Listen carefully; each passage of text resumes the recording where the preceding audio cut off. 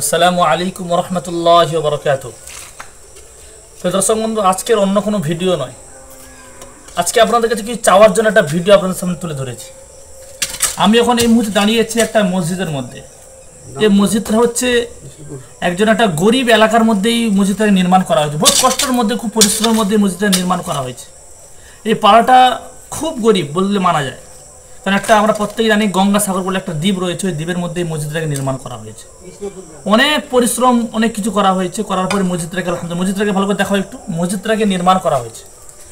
মসজিদটা নির্মাণ করার পর যেহেতু এখানে জনসাধারণ অনেক রয়েছে, এই ছোটোখাটো মসজিদের মধ্যে কিন্তু নামাজি মুসল্লি কিন্তু সবাই একসাথে নামাজ পড়া কিন্তু অসম্ভব হয়ে দাঁড়াচ্ছে।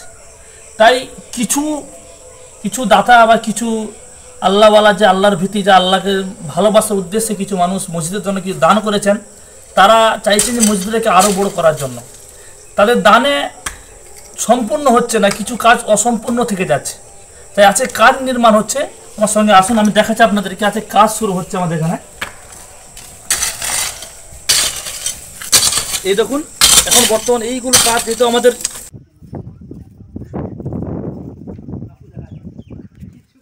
অতিরিক্ত পয়সাও নেই যে আমরা যেগুলো টনচিপ বলা হয়, টনচিপ নিয়ে আমরা কাজ করতে পারি বা আমাদের মসজিদের কোনো কাজে লাগাতে পারি, সেই আমাদের অর্থ, সেই পুঁজি আমাদের কাছে নেই। না থাকার কারণে আজকে আমরা এই যে আমাদের যে মসজিদ নির্মাণ করা হয়েছিল, এই মসজিদ নির্মাণ করার সময় যেগুলো ভাঙাচোড়া যে ইটের খোঁয়াগুলো বেরিয়েছিল, ওই ইটের খোঁয়াগুলো দিয়ে এই মসজিদের কাজটা আমরা শুরু করবো ইনশাল্লাহ। বন্ধুরা, এখানে আমরা দেখতে পাচ্ছেন, এখানে বসে আছেন মসজিদের সভাপতি সাহেব। ওনার সঙ্গে কিছু কথা বলুন। আসসালামু আলাইকুম। ওয়ালাইকুম আসসালাম।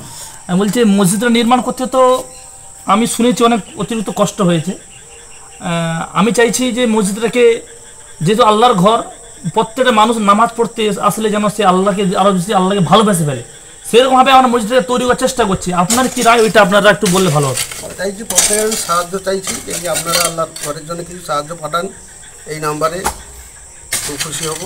যাতে আল্লাহর ঘর খুব সুন্দর হয়, দুনিয়াবি এবং আখিরাতের খুব ভালো হবে আমাদের, সেই জন্য বলছি।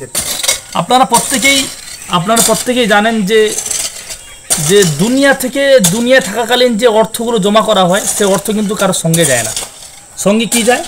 ভালো আমল যায়, সাদকা জারিয়া যায়। সাদকা জারিয়া বলতে কোনটা? যে আমি কারোর জন্য নলকূপ তৈরি করে দিলাম, কারোর জন্য আমি থাকার একটা ভালো সুব্যবস্থা ঘর করে দিলাম। আপনাকে ওসব বলছি না যে আপনি নলকূপ তৈরি করে দেন। আমি চাইছি একটা ইবাদতগাহ তৈরি করার জন্য আপনাদের কাছে হাত পেতেছি। আপনারা চাইলে কিছু কিছু সহযোগিতা করে আমাদের এই গরিব এলাকাটাকে উন্নতমান করতে পারেন মসজিদটা নির্মাণ করার জন্য। বন্ধুরা, আপনাদের আমি অ্যাকাউন্ট নাম্বার দিয়ে দেবো, এবং আমার ফোনপে নাম্বারও আমি আমার কমেন্ট বক্সে দিয়ে দেবো এবং ডিসক্রিপশানেও দিয়ে দেবো। তার সঙ্গে সঙ্গে আমি আমার স্ক্রিনের মধ্যে দিয়ে দেবো। আপনাদের কারো যদি অন্তরে লেগে থাকে না, এই গরিব এলাকার মধ্যে আমি কিছু দান করতে চাই মসজিদ নির্মাণ করার জন্য, বন্ধুরা আপনারা সহযোগিতা করতে পারেন। এই সব কিন্তু আমরা বিফল যাবে না। বুখারী এবং মুসলিম শরীফের হাদিসের মধ্যে এসেছে, যদি কোনো ব্যক্তি মসজিদ এবং নির্মাণ করার সময় যদি কোনো ব্যক্তি সহযোগিতা করে, সেই সহযোগিতা কিন্তু কোনোদিন নাকাম হয় না। কোনোদিন এই দুনিয়া না পেলেও আখিরাতে ইনশাল্লাহ আল্লাহ ওকে বদলা অবশ্যই দেবেন। বন্ধুরা, এই জায়গার নাম হচ্ছে বিষ্ণুপুর, গঙ্গাসাগর বিষ্ণুপুর মসজিদ। আমরা প্রত্যেকে অনেকেই জানেন, যারা দেখছেন ভিডিওটাই সম্পূর্ণভাবে বেশি বেশি শেয়ার করে দেবেন। না